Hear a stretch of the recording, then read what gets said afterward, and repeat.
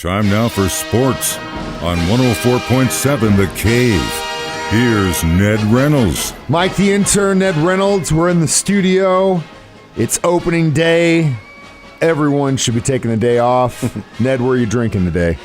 Well, avoid for a while because the Cardinals and Royals both play this afternoon. But, hey, it is. It should be a national celebration. And interestingly enough, all teams are opening up today. That wasn't always the case because the oldest franchise in Major League Baseball is the Cincinnati Reds. So there was always an unwritten agreement that they would be the first team to play. And they were for many years. It wasn't official. It was just kind of a nod to the fact that Cincinnati was the oldest team. Anyway, that has since gone by when the Reds moved from Crosley Field to Riverfront Stadium.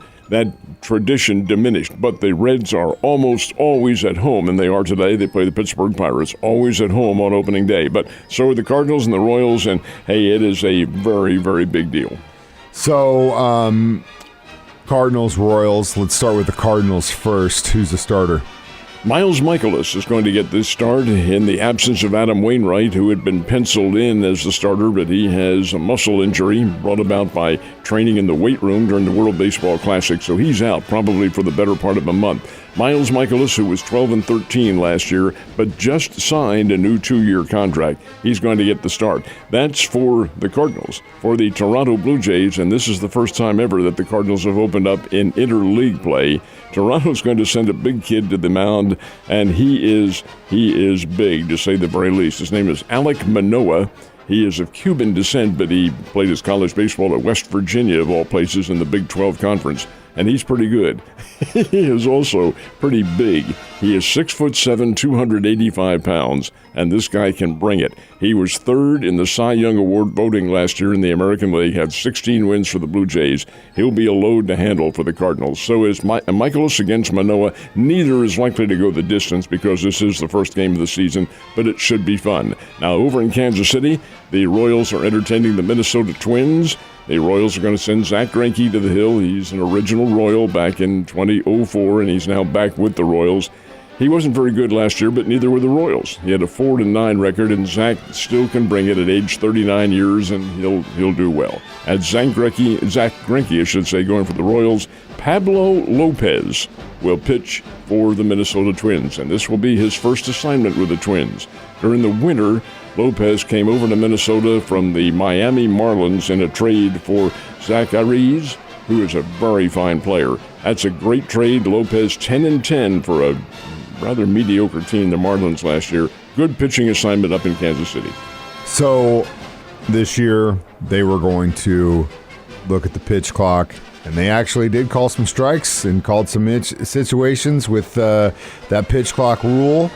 I mean, it was obvious that it was going to shorten the game and make it quicker because you got guys up there that'll walk in and out of the box, and of course you got pitchers trying to control the speed of the game. It's psychological. I get it, but if you want to make it faster, you got to make him follow the rule, and it works. It does. It's almost a half an hour faster. The average average spring training game, I should say, was almost 30 minutes faster than the games of last year. So the pitch clock and its effect is having a very strong relationship with baseball. It does make the pitchers work quicker, of course. It's 15 seconds if there's nobody on base, 20 seconds if somebody's on base, and the batter has 8 seconds to get ready in the batter's box as opposed to fooling around with this batting glove and all this sort of foolishness that goes on. So, yeah, the games will be quicker, no question about it. Yeah, the NCAA Ladies Championship happening tomorrow night. What are the odds? This is championship weekend for both the men and the women. The women play their semis tomorrow night and their championship on Sunday, and the men, really kind of an opposite extreme on the calendar. They are Saturday and Monday. So the championships are coming up. The ladies don't normally have their games posted in Las Vegas, but when championship time comes around, there is a spread put on the games. So the 4 teams who are playing tomorrow night at the American Airlines Arena in Dallas, which is a huge arena. It's a palace, as a matter of fact. And interestingly enough, the Texas Rangers don't play too very far away, and they'll open their season tomorrow afternoon. This afternoon, I should say, against the Philadelphia Phillies. But LSU will play Virginia Tech in the first game. Now, keep in mind here, Virginia Tech was a number 1 seed, and yet they are an underdog in their game. They're playing LSU, and LSU, Kim Mulkey's team, is a 1.5-point favorite. That's a virtual pick. So LSU gets a slight nod over Virginia Tech. The other game surprises me a little bit. The national champions, South Carolina, winners of 42 straight games. 42 straight. They are going up against Iowa and the National Player of the Year, Caitlin Clark, who is a tremendous scorer. Had 41 points in her last outing. Iowa is an 11.5-point underdog. South Carolina, 11.5 points. That's a lot of points to give up to a very good high-scoring team. We'll see what happens, but they are the semifinal games tomorrow night, and the men play on Saturday, so it's a great weekend of sports in every single respect. Hell yeah. So you did mention that it is championship weekend overall. What about the NIT championship tonight? That is tonight, and it's out at the Orleans Arena in Las Vegas. First time ever that it has not been played at Madison Square Garden. First time ever. Is that a good thing?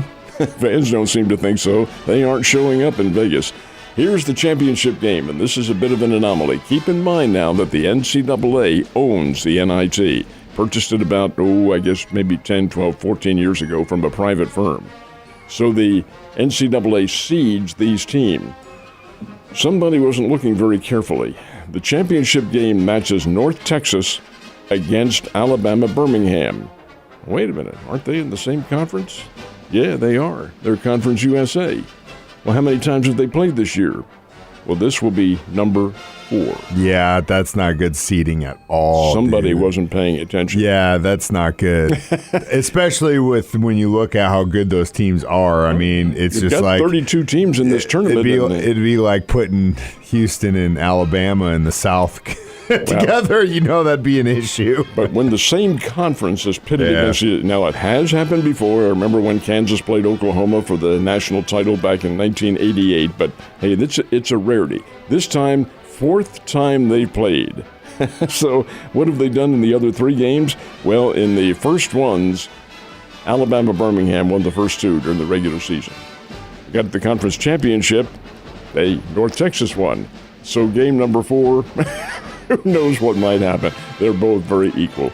But 4 times, and it's a national championship, the crowd will be 10 or 11, somewhere around there. Now, I'm being facetious. It'll be more than that, but it isn't drawing very well. It's a lot of an opportunity for some chocolate chip making this weekend. Let's just say that. All right, last but not least, Missouri State needs to right the ship. And Drury is playing baseball this weekend. They both have conference games. The Bears are on the road, and the Bears do need to win. They've lost 7 straight games playing Illinois State up in Normal, Illinois.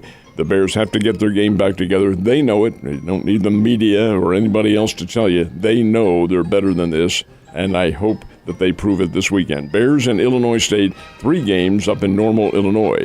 Drury will play 4 games, and they'll play them all at the U.S. Ballpark in Ozark. And who are they playing? It's a conference opponent.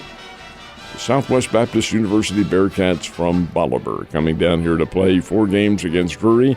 That should be very interesting indeed. 4 games, have a single win tomorrow, doubleheader Saturday, single game on Sunday, all here in town in the Ozarks. Well, it's in Ozark, which is virtually in town. So we should see some very good baseball. I think Ned's telling us what his dance card is going to be this weekend. You have a good one. I'll see you tomorrow, sir.